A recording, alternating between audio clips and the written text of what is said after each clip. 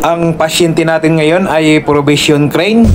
So makita mo na dito na kahit anong pindot ng mga push button ay ayaw gumalaw. Walang response sa ating provision crane. So ang maker nga pala nito ay Kyoritsu Kikai Incorporated Limited. Yan, so Kyoritsu, made in Japan. So ito na yung diagram natin galing sa manual. So ito yung remote control box. Yan, ito yung mga push button.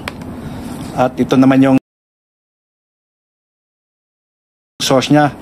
Yan, X1, Y1. So dito galing yan. Yan, 110 volts sa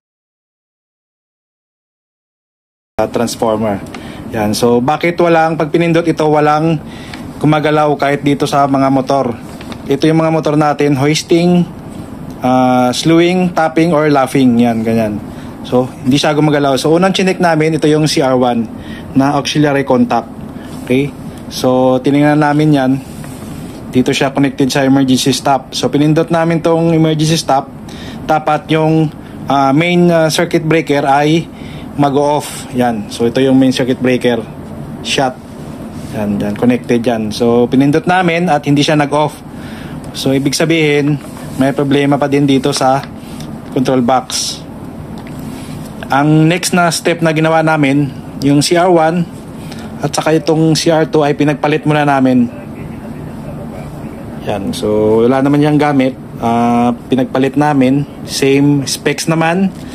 So after pinagpalit, tinesting ulit, pindot-pindot. So ganun pa rin, wala pa rin response. Pero pag pinindot mo yung mga contactor dito, ito yung mga contactor, pag minanual mo, pindot, ay gumagana yung mga motor natin. So ibig sabihin may parang loose connection dito sa remote control box natin papuntang motor natin. So since okay naman yung dalawang auxiliary contact, ay nag-proceed kami na baklasin na yung natin, yung remote control box, at kuhaan natin ng continuity. Dito nga ay kinuha na namin ng continuity yung male plug at saka sa remote control box nya. So far ay okay naman lahat. Kaya nag-proceed kami doon sa female plug nya. Yan. So kita nyo na, tinanggal namin at chinek isa-isa. At kinuha na rin ng continuity. At okay din naman, kaya binalik namin at napagpasyahan namin na gamitan ng pinagbawal na technique. Yan, i-jumper namin yan. So titingnan namin kung gumagana yung mga motor. So nung ginumper namin yan ay gumagana lahat, laughing, slewing at saka yung hoisting. Ibig sabihin okay yung control system natin at okay din yung remote control box.